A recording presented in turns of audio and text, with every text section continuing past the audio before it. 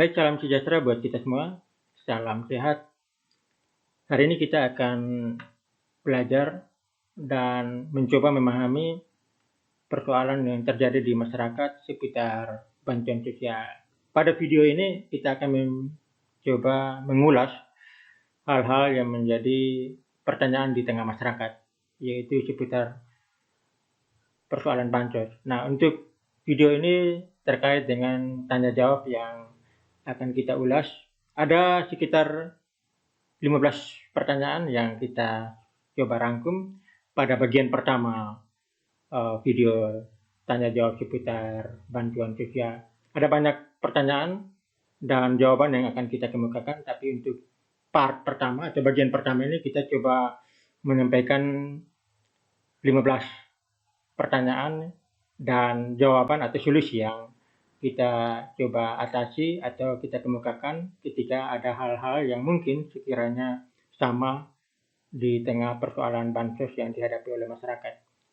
Dan sebelum kita memasuki atau memulai video pada slide berikutnya, bagi yang baru pertama kali menemukan channel ini, silakan like, subscribe, dan share video ini sehingga bisa bermanfaat bagi masyarakat yang membutuhkan terkait pertanyaan dan solusi dari persoalan seputar bansos.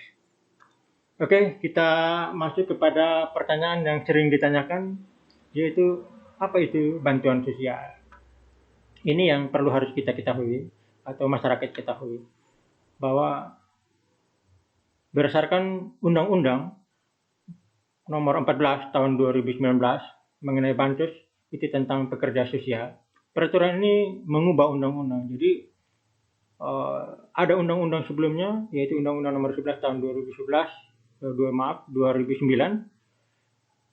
tentang kesejahteraan sosial, yang dijelaskan bahwa bantuan sosial itu sebenarnya merupakan bantuan berupa uang, barang, atau jasa kepada individu atau kelompok atau keluarga atau masyarakat miskin atau tidak mampu dan atau yang rentan terhadap risiko sosial. Jadi kalau ditanya pertanyaan yang muncul, bansos itu sebenarnya merupakan bantuan. Jadi dia berupa bantuan barang, jasa, dan uang. Jadi bisa kepada individu, keluarga, kelompok, atau masyarakat miskin yang tidak mampu, yang memang rentan terhadap kondisi sosial atau risiko sosial. Jadi ada kerentanan sosial, maka bantuan sosial baik dari pemerintah pusat maupun pemerintah daerah, kabupaten, kota diberikan kepada kelompok yang rentan terhadap risiko sosial. Kemudian ada pertanyaan yang kedua yang sering ditanyakan adalah sebenarnya dasar hukumnya apa yang digunakan oleh pemerintah untuk memberikan bantuan sosial. Nah, biasanya secara umum kita ketahui bahwa di Undang-Undang Dasar 1945 pasal 34 sudah jelas bahwa fakir miskin dan anak terlantar dipelihara oleh negara. Ini yang menjadi rujukan utama untuk dasar hukum selanjutnya, yaitu Undang-Undang lahir Undang-Undang 13 2011 tentang penanganan fakir miskin. Kemudian aturan turunannya diperkuat menjadi Keputusan Menteri Sosial Nomor 146 Tahun 2013 tentang penetapan kriteria dan pendataan fakir miskin dan orang tidak mampu. Kemudian ada Peraturan Menteri Sosial yang berikutnya lahir di tahun 2021, yaitu Permensos Nomor 3 tentang pengelolaan data terpadu kesejahteraan sosial atau DTKS. Yang berikut ada Peraturan Menteri Dalam Negeri Nomor 99 Tahun 2019 tentang pedoman pemberian hibah dan bantuan sosial. Jadi untuk daerah, baik provinsi, kabupaten, kota, yang mau memberikan bantuan sosial kepada masyarakat, baik bantuan pangan atau bantuan uang, ada dasar hukumnya dari Permendagri Nomor 99 Tahun 2019, yaitu pedoman pemberian hibah dan bantuan yang sumber pendanaannya dari APBD. Kemudian di daerah juga dasar hukumnya ada untuk kabupaten kota, yaitu ada peraturan wali kota. Jadi kalau pemerintah daerah mau memberikan bantuan pangan non tunai atau non tunai yang bersumber dari APBD kabupaten kota, ada peraturan wali kota yang mengatur itu, yang mana bantuannya diberikan kepada fakir miskin. Nah, pertanyaan yang ketiga selalu ditanyakan masyarakat itu adalah jenis bantuan sosial itu apa saja? Jenis bantuan sosial itu yang menjadi kewenangan Dinas Sosial dan Kementerian Sosial itu ada 3 jenis bantuan sosial, di mana syaratnya harus masuk dalam DTKS. Jadi syarat untuk dapat bantuan yang menjadi kewenangan Kementerian Sosial dan Dinas Sosial itu syaratnya harus masuk dalam data terpadu kesejahteraan sosial. Ada 3 jenis bantuan sosial, yaitu kita klasifikasi menjadi 3, yaitu bantuan sosial berupa uang, bantuan sosial berupa barang, dan bantuan sosial berupa jasa. Nah, yang dimaksud dengan bantuan sosial berupa uang adalah bantuan sosial yang diberikan secara langsung kepada penerima bantuan dari Kemensos lewat APBN, seperti program Keluarga Harapan. Ini bantuannya berupa uang. Jadi bantuan sosial atau juga BST atau bantuan sosial tunai.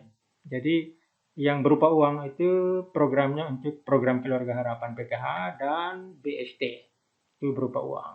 Nah, untuk yang berupa barang, bantuan sosialnya seperti sembako. Jadi sembako diberikan secara langsung kepada penerima manfaat.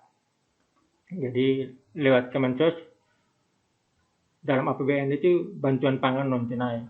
Sekarang dulunya adalah sembako beras sejahtera, sekarang sudah berubah menjadi bantuan pangan non tunai atau sembako.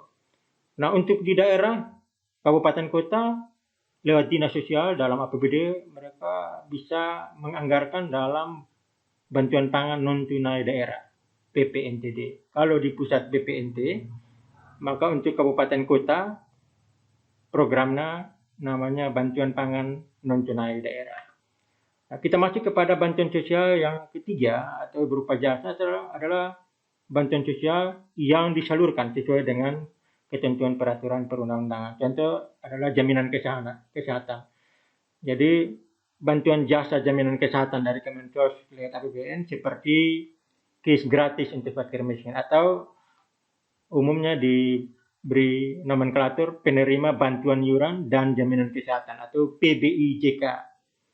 Nah, PBIJK ini juga bisa dianggarkan di APBD untuk pemerintah kabupaten dan kota yang sumber pendanaannya juga ada di provinsi juga, di APBD provinsi. Dulunya namanya Jamkesdat atau Jaminan Kesehatan Daerah. Jadi penerima bantuan iuran ini bisa bersumber dari APBN, lewat Kemensos bisa bersumber dari APBD atau Dinas Sosial pada kabupaten kota dan provinsi. Itu contoh bantuan sosial berupa jasa. Jadi jasanya jasa jaminan kesehatan. Nah, pertanyaan yang ketiga adalah siapa saja yang bisa masuk dalam kriteria penerima bantuan sosial? Nah, untuk yang bisa masuk di dalam kriteria penerima bantuan sosial itu dia harus masuk di dalam data terpadu kesejahteraan sosial. Data terpadu kesejahteraan sosial ini ada kriterianya untuk bisa masuk ke dalam DTKS. Yang pertama kita mencatat sekitar 7. Yaitu pertama dia harus fakir miskin. Nah, untuk dia kategori fakir miskin kita bisa melihat dalam keputusan Menteri Sosial sesuai dasar hukumnya. Penerima bantuan sosial itu dia harus masuk di dalam kriteria fakir miskin. Itu kalau kita lihat di keputusan Menteri Sosial nomor 146 tahun 2013, itu ada 13 kriteria. Kemudian dia juga bisa dalam kategori disabilitas untuk masuk di dalam penerima bantuan sosial. Jadi dia juga disabilitas. Kemudian yang ketiga anak terlantar, yang keempat tinggal di daerah terpencil, kemudian ada ketunaan sosial, kemudian merupakan korban bencana, dan yang terakhir itu korban tindak kekerasan, eksploitasi, dan diskriminasi. Jadi ini 7 hal utama yang menjadi dasar untuk memverifikasi warga yang masuk di dalam kriteria DTKS Kemensos untuk memperoleh bantuan sosial.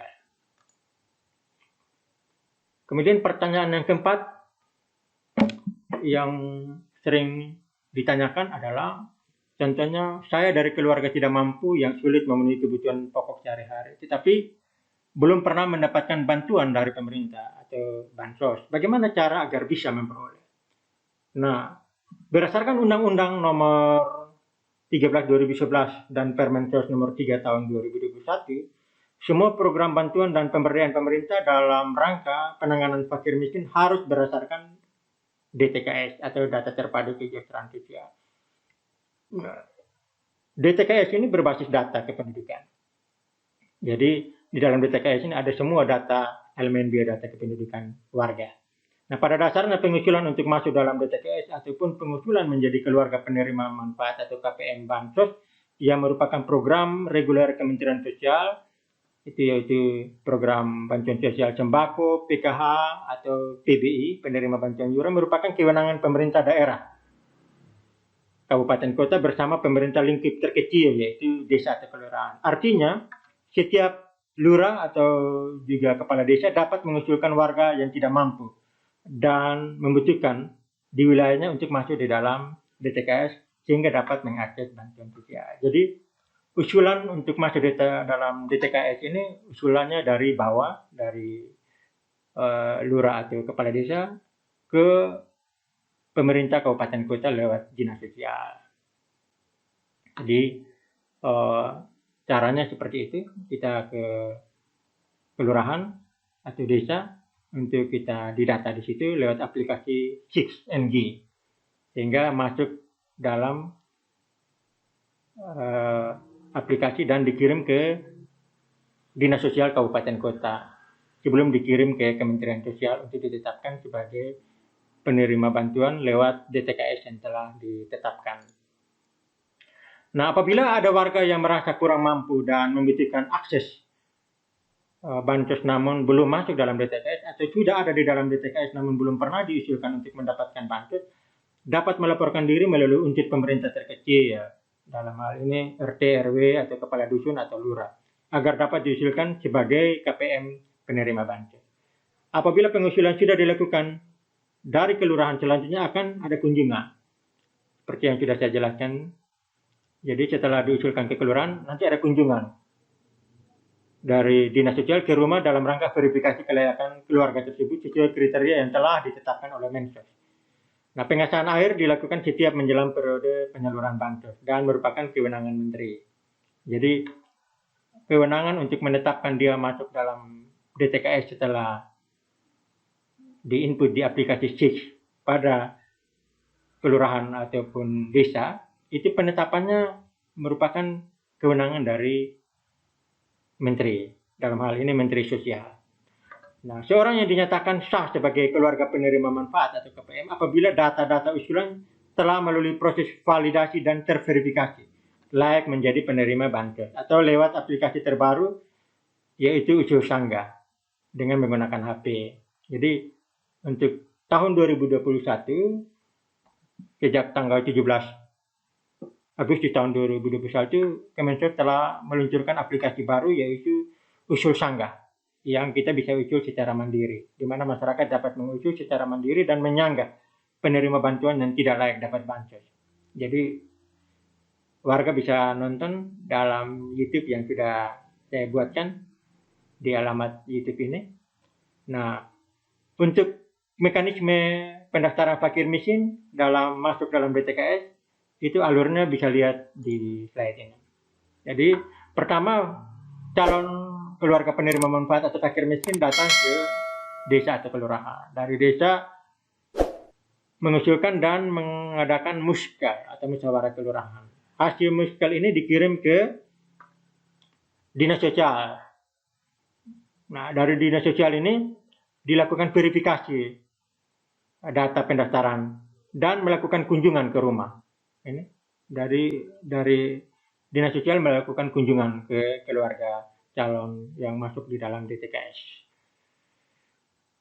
Dan setelah diverifikasi, maka hasil verifikasi tidak semua usulan walaupun valid masuk di dalam DTKS. Jadi ini merupakan kewenangan di Kementerian Sosial, dalam hal ini Pusat Data dan Informasi Sosial atau Pusdatin Kemensos. Jadi setelah masuk di Pusdatin, Menteri menetapkan DTKS. Jadi penetapannya oleh Menteri Sosial.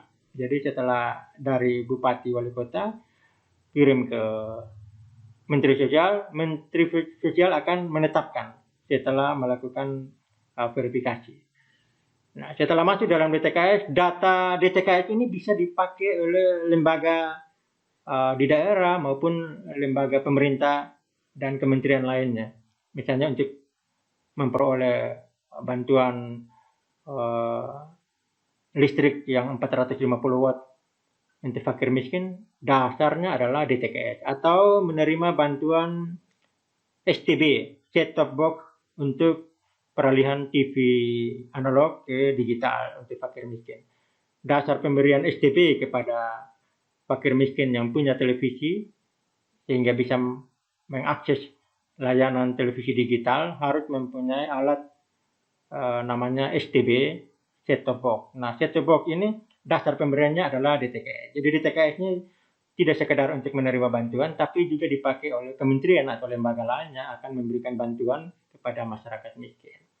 Sehingga ketika sudah masuk di DTKS dan ada kuota penetapan oleh Kementerian Sosial terkait bantuan sosial baik PKH, sembako atau penerima bantuan iuran atau KIS gratis dan anggaran tersedia, maka masyarakat akan memperoleh bantuan setelah penetapan DTKS. Dan harus diingat bahwa ketika masuk dalam DTKS tidak otomatis harus dapat bantuan sosial, tergantung daripada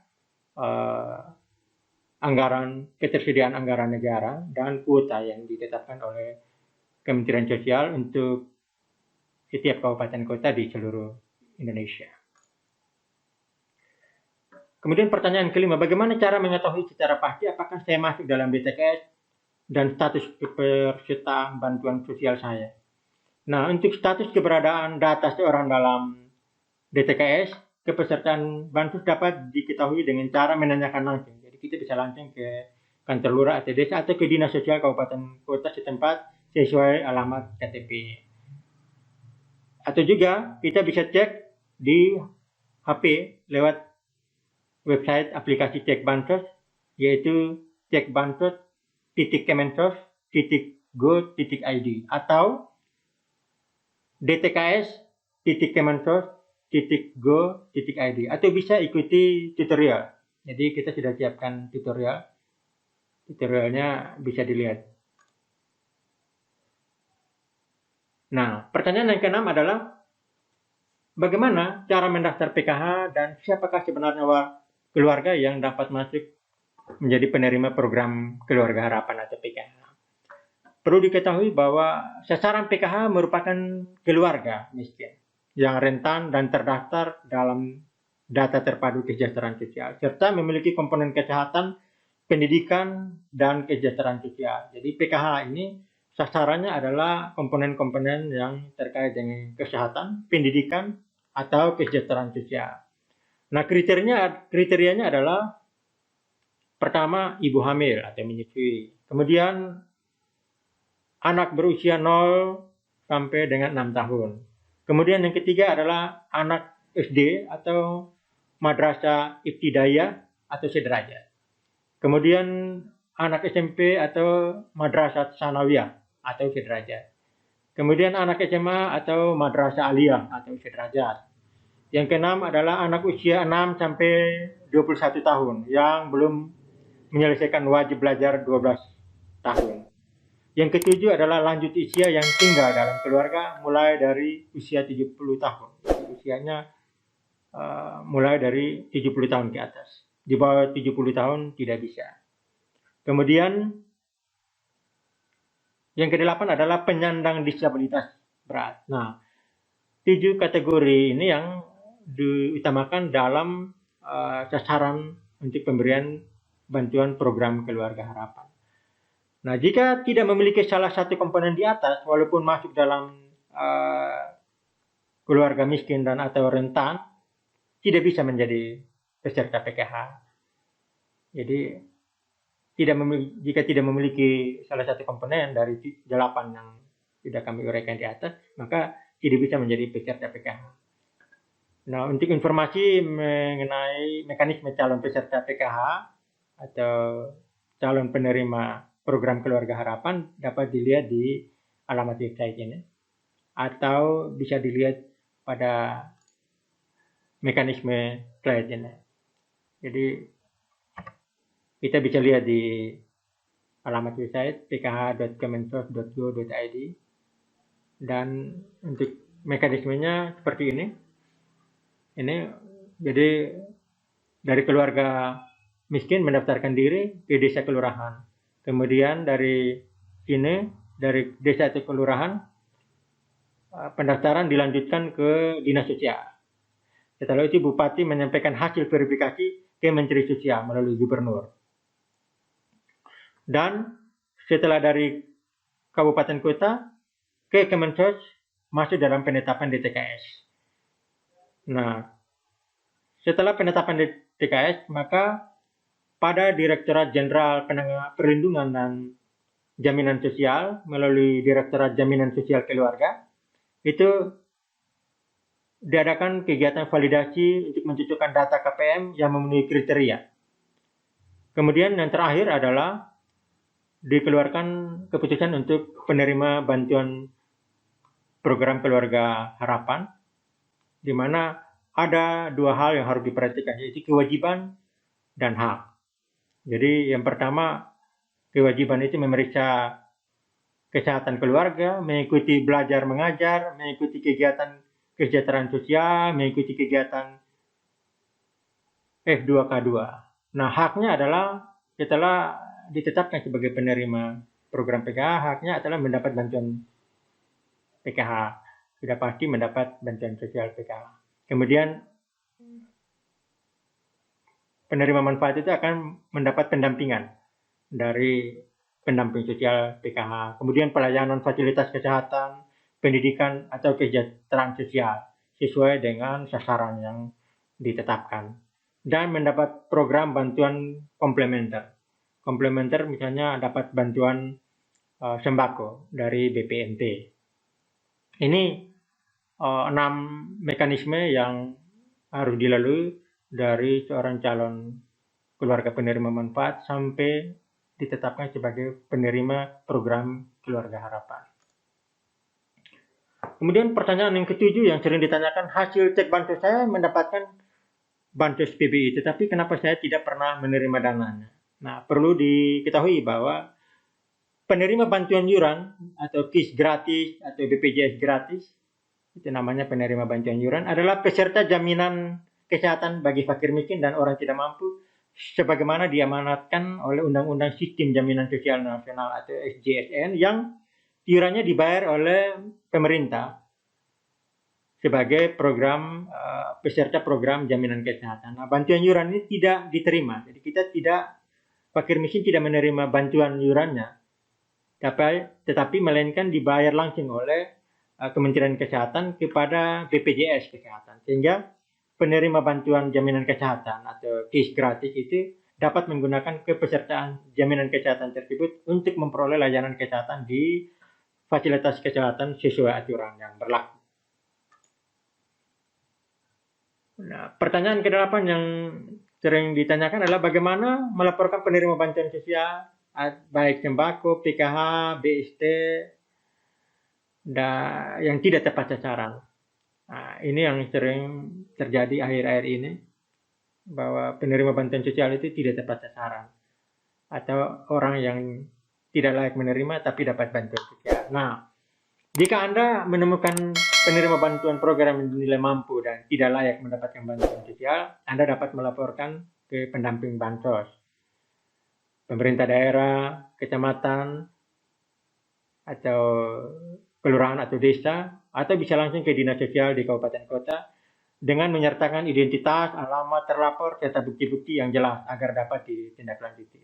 Kemudian kita juga bisa dapat memanfaatkan mobile aplikasi dari HP yang telah disiapkan oleh Kementerian Sosial sejak 17 Agustus 2021, yaitu aplikasi Sosangga. Nah, itu bisa dinonton di link YouTube yang sudah kami sertakan. Nah, aplikasi Sosangganya seperti ini yang sudah kita buatkan. Jadi tampilan yang pada YouTube, di mana judulnya adalah ada sebuah ironi bahwa masyarakat mampu atau tidak layak tapi dapat bansos, sedangkan tidak mampu atau layak tapi tidak dapat bansos. Ini yang dapat masyarakat melihat bagaimana tutorialnya di YouTube sehingga dapat mengusul secara mandiri maupun melaporkan di lingkungan dalam satu wilayah kelurahan atau desa untuk menyampaikan bahwa ada warga yang tidak mampu atau layak tapi tidak dapat bantuan sosial, dan yang mampu tapi atau tidak layak tapi dapat bantuan sosial. Ini yang bisa dilaporkan pada aplikasi Sosangga. Kemudian pertanyaan yang ke-9 yang selalu muncul adalah hasil cek bansos status penerima PKH berisi ya, tapi di kolom keterangan berisi ART. Apakah bisa dapat bantuan? Nah, ART dalam aplikasi itu artinya anggota rumah tangga. Kemunculan keterangan tersebut dalam cek bansos artinya nama dan pengaturan alamat yang dimasukkan terdeteksi sebagai anggota rumah tangga dari keluarga penerima manfaat program Keluarga Harapan. Perlu diketahui bahwa PKH merupakan program berbasis keluarga, bukan individu, seperti penerima jaminan kesehatan atau PBI. Apabila keluarga kita merupakan keluarga penerima manfaat PKH, artinya seluruh anggota keluarga yang ada di dalam KK yang sama akan terdeteksi sebagai penerima apabila melakukan pengecekan. Jadi kalau kita melakukan pengecekan di aplikasi cek bansos, maka semua yang ada di dalam KK akan terdeteksi apabila kita melakukan pengecekan. Nah, jumlah bantuan yang diterima keluarga tersebut tergantung pada pemenuhan kriteria komponen yang dimiliki keluarga tersebut. Jadi tergantung komponen apa yang dalam keluarga itu, baik ibu hamil, anak sekolah, disabilitas maupun lansia. Kemudian pertanyaan ke-10 itu adalah, apakah kalau kita sudah masuk dalam DTKS Kemensos berarti dapat bansos? Jawabannya tidak, tergantung kuota bantuan sosial. Jadi tidak semua yang masuk dalam DTKS itu otomatis dapat bantuan sosial, tergantung kuota yang ditentukan oleh Kementerian Sosial di setiap kabupaten kota. Baik itu program PKH, bansos sembako, yaitu BPNT, bantuan pangan non tunai, bantuan sosial tunai BST, ataupun bantuan jaminan kesehatan. Di samping itu juga tergantung ketersediaan anggaran. Jadi kalau anggaran negara mencukupi untuk membiayai fakir miskin yang masuk dalam DTKS, berarti kita masuk dalam penerima bantuan sosial. Kalau anggaran negara tidak mencukupi atau berkurang, maka walaupun sudah masuk di dalam DTKS, kita harus masuk dalam antrian atau daftar tunggu untuk mendapat bantuan sosial. Jadi DTKS itu hanya sebagai database bahwa kita terverifikasi dan tervalidasi sebagai fakir miskin. Tapi apakah dapat bantuan sosial setelah masuk DTKS tergantung dari dua hal ini. Tergantung kuota yang ditetapkan oleh Kemensos untuk setiap kabupaten kota di seluruh Indonesia dan juga ketersediaan anggaran yang ada pada Kementerian Sosial dalam membiayai fakir miskin yang ada di dalam DTKS. Yang ke-11 itu sering ditanyakan orang masuk ke dalam aplikasi cek bansos, status penerima PKH berisi ya, tapi periode tidak ada atau kosong. Jadi itu kemungkinan keluarga Anda pernah menjadi KPM program Keluarga Harapan, namun statusnya non aktif. Jadi dimungkinkan mungkin sudah masuk menjadi KPM tapi statusnya nonaktif, atau pernah atau sedang diusulkan namun tidak sampai pada tahap pengesahan. Jadi sudah masuk tapi tidak disahkan. Berbeda, jadi pada tahun-tahun sebelumnya, mulai tahun 2021, proses validasi data usulan penerima bantuan dilakukan setiap menjelang periode penyaluran. Jadi pada periode penyaluran itu biasa proses validasi dilakukan. Sehingga pernah menerima bantuan pada periode sebelumnya, namun belum tentu pasti menerima di periode berikutnya. Karena pada saat periode penyaluran dilakukan validasi data di Kementerian Sosial. Sehingga banyak yang selalu bertanya pada periode sebelumnya dapat, tapi periode berikutnya tidak dapat. Sehingga ketika validasi data KPM, terdeteksi tidak padan dengan data di Dukcapil Pusat. Oleh karena itu, ketika terjadi hal seperti ini, segera ke Dukcapil Kabupaten Kota untuk verifikasi dan validasi NIK agar padan. Kemudian pertanyaan yang ke-12 adalah, saya sudah lama pindah rumah dan pindah kependudukan ke Kota B, tetapi mengapa data DTKS masih di Kota A? Ini contoh, misalnya dia pindah ke Kota B tapi dalam DTKS-nya masih di Kota B. Ya, maaf, dia sudah pindah ke Kota B tapi dalam data DTKS-nya masih di Kota A. Nah, perlu diketahui bahwa hingga saat ini pengelolaan DTKS itu belum dapat mengakomodir pindah secara otomatis. Jadi ketika kita pindah, DTKS pada Kemensos itu tidak otomatis. Jadi dia belum ada sistem yang mendeteksi secara otomatis. Ketika kita pindah dari kota A ke kota B, maka data DTKS juga otomatis berubah di kota B. Hal ini karena dalam mekanisme pengusulan dan perbaikan DTKS telah melibatkan kelurahan setempat. Jadi karena untuk masuk DTKS ini melalui pengusulan dari kelurahan. Jadi tidak by sistem tapi melalui kelurahan secara berjenjang. Jadi dari kelurahan, dinas sosial, baru ke Kementerian Sosial. Nah, sehingga ketika kita pindah, maka data DTKS by sistemnya tidak otomatis berpindah. Nah, sehingga untuk keluar dari DTKS di kabupaten asal, dalam hal ini kota A, harus melaporkan diri ke kelurahan atau dinas sosial kabupaten kota. Ya, dan jika ingin masuk di DTKS kabupaten kota yang baru, maka harus mengusulkan diri melalui kelurahan setempat. Jadi kita harus mengusulkan lagi ke kelurahan yang baru sesuai alamat KTP yang baru. Pada prinsipnya, pengusulan DTKS maupun pengusulan bansos bersifat kewilayahan. Sehingga kepala daerah diberikan kewenangan untuk mengusulkan warganya yang layak dan perlu masuk dalam DTKS. Atau kemudian diusulkan menjadi penerima bantuan sosial. Jadi DTKS ini menganut prinsip kewilayahan. Tidak by sistem yang secara otomatis ketika kita pindah, data DTKS otomatis berubah. Pertanyaan ke-13 yaitu terkait BPJS atau KIS. Yaitu misalnya awalnya kita membiayai secara mandiri BPJS, tapi di tengah jalan karena sesuatu dan lain hal kita tidak mampu membayar. Contohnya kita di PHK, apakah kita bisa beralih ke BPJS gratis fakir miskin? Jawabannya bisa. Caranya dengan melaporkan diri ke kantor lurah atau di satu tempat dengan mengisi form 44, atau kalau di form itu tertulis formulir perubahan atau pendaftaran data terpadu program penanganan fakir miskin.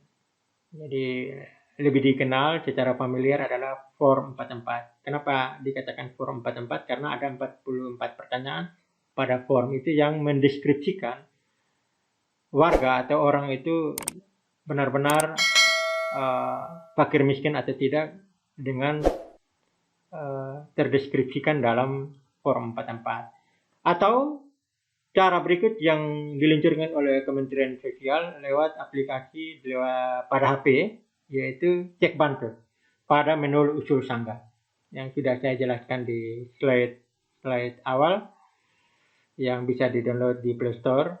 Nah, untuk video tutorialnya seperti yang sudah dijelaskan, ini link video tutorial untuk aplikasi Cek Bantu. Jadi setelah kita usul baik lewat forum 44 ataupun aplikasi cek bansos lewat HP, maka kita menunggu penetapan DTKS di Pusat Data dan Informasi Kementerian Sosial atau Pusdatin Kemensos. Jadi membutuhkan waktu sekitar 9 sampai 12 bulan atau bahkan lebih. Nah, setelah masuk dalam penetapan DTKS, maka sesuai kuota dan anggaran negara yang tersedia, ketika sudah ditetapkan sebagai penerima PBI, maka BPJS Kesehatan akan menerbitkan kartu untuk bisa kita klaim jaminan atau mendapat layanan kesehatan. Jadi kalau ditanya dari Mandiri tiba-tiba beralih ke BPJS gratis atau PBI JK karena faktor mungkin PHK atau tidak punya pekerjaan, maka jawabannya bisa. Jadi kita bisa isi form 44 atau lewat aplikasi Usul dan Sangga dari HP yang kita download di Play Store. Dan aplikasi cek bansos kalau kita usul secara mandiri di aplikasi Usul Sangga, kita masuk di Play Store, kita ketik aplikasi cek bansos, nanti keluar tampilan ini, kita klik install. Dan nanti kita harus login atau buat akun baru. Kalau yang sudah punya user dan password, silakan masukkan username dan password. Sedangkan yang baru pertama download dan mau menggunakan aplikasi cek bansos, maka dia harus diwajibkan membuat akun baru. Setelah melalui proses dan tahapan, akan keluar username dan password.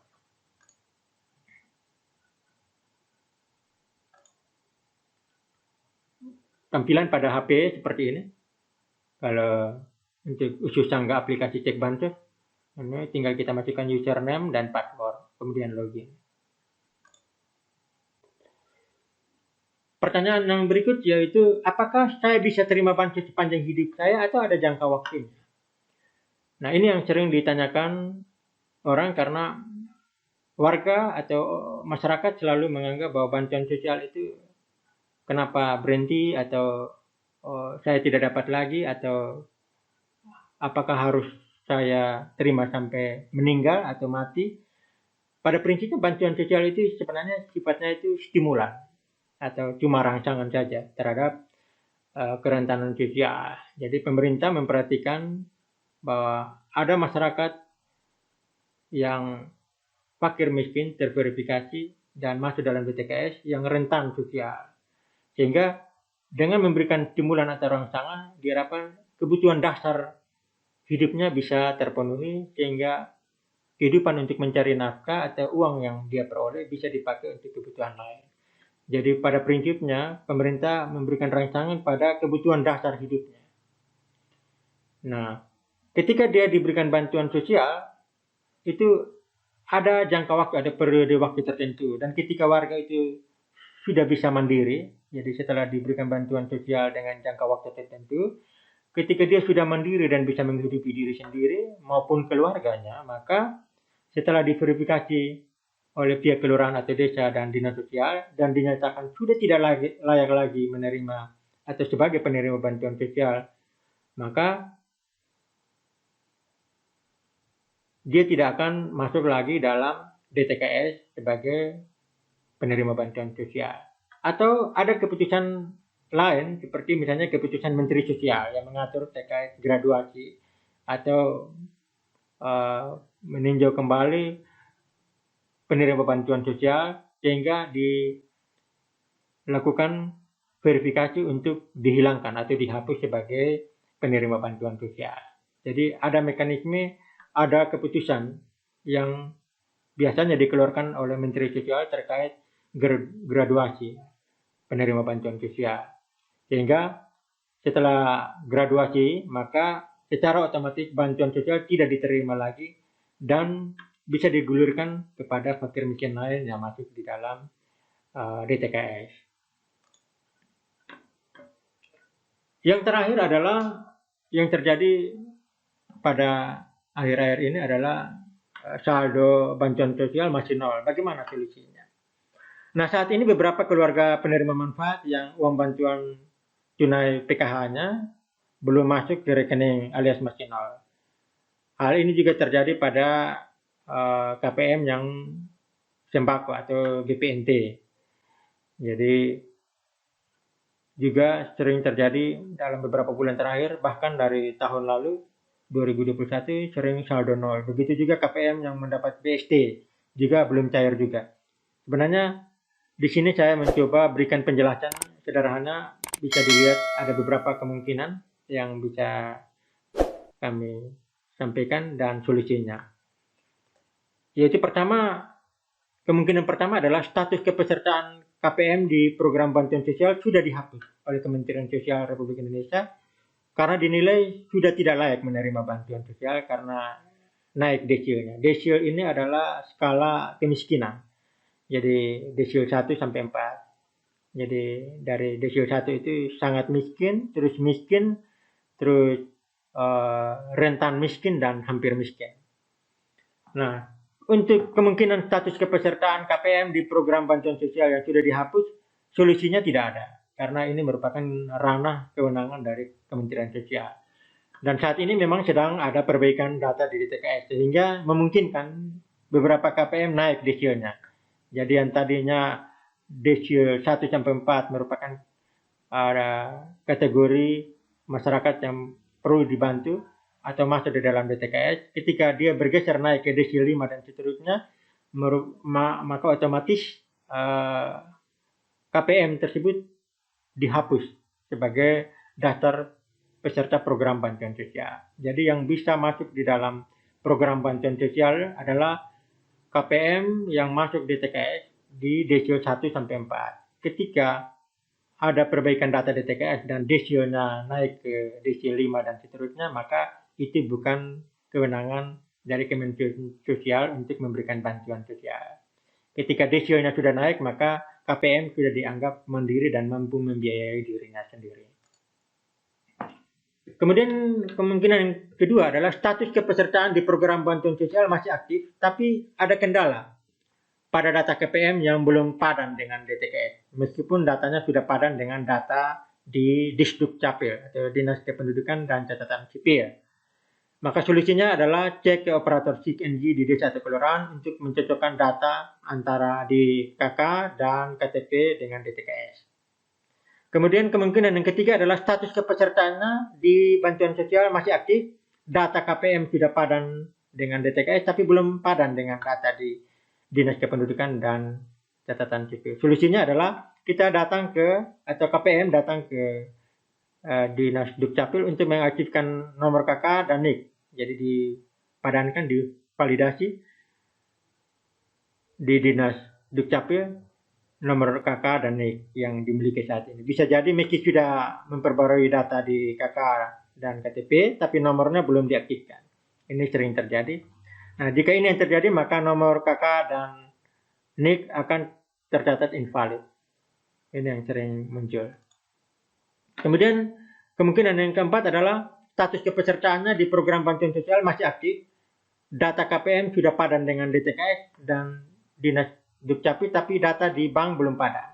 Nah, solusinya KPM membawa KK dan KTP serta buku tabungan atau KKS, kartu keluarga sejahtera, dan surat pengantar dari Dinas Sosial yang menyatakan bahwa Anda benar-benar KPM dari sebuah program bantuan sosial.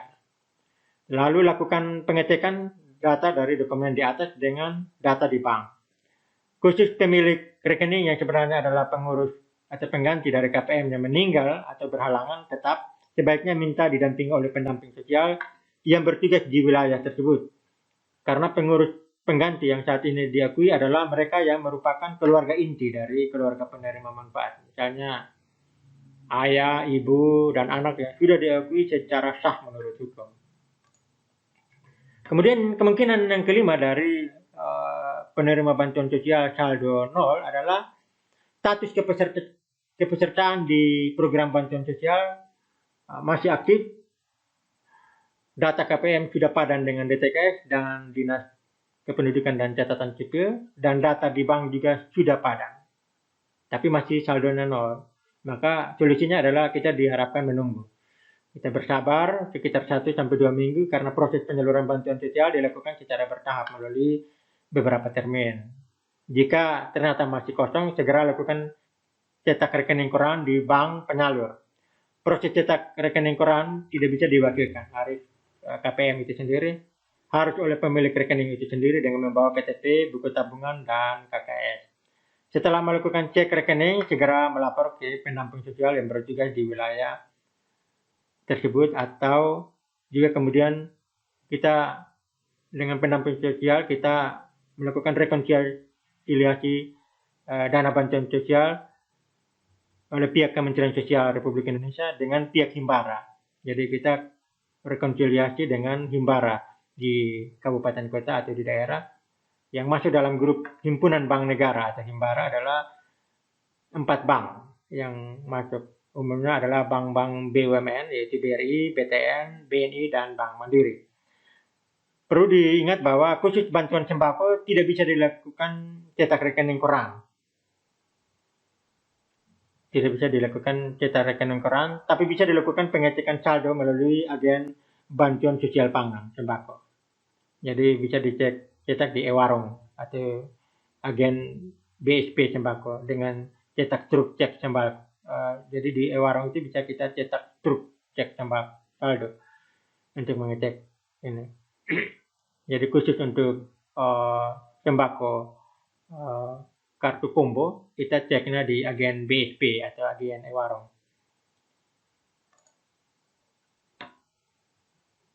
Kemudian kalau kita khusus untuk sembako, kita ketika cek saldo, kita perlu mendapat pendampingan dari pendamping sosial, yaitu Korda atau Koordinator Sembako ataupun TKSK, Tenaga Kesejahteraan Sosial Kecamatan yang bertugas di wilayah kecamatan tersebut.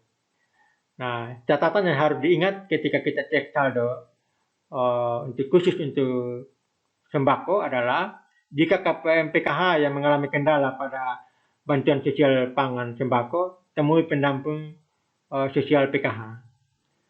Jika KPM tidak menerima PKH yang mengalami kendala pada bantuan sosial pangan sembako, temui pendamping bantuan sosial pangan sembako. Petugas ini bisa kita koordinasi dengan koordinator sembako atau Korda sembako di kabupaten kota, atau dengan tenaga kesejahteraan sosial kecamatan atau TKSK atau pendamping sosial lainnya. Jadi untuk cek struk saldo ada 3 langkah dengan catatan yang A, B, dan yang terakhir C adalah jika KPM masih bingung apa masalah, silakan langsung menanyakan kepada pendamping sosial PKH, Korda Sembako, TKSK atau operator 6NG di desa atau kelurahan. Ini catatan yang menjadi informasi untuk KPM PKH dan yang menerima bantuan sosial pangan sembako.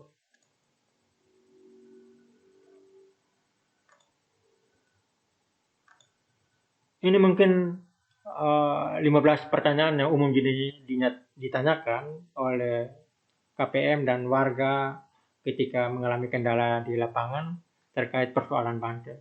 Untuk part 1 kami dapat merangkum sekitar 15 pertanyaan, dan pada video tanya jawab berikutnya di part kedua akan kami lanjutkan.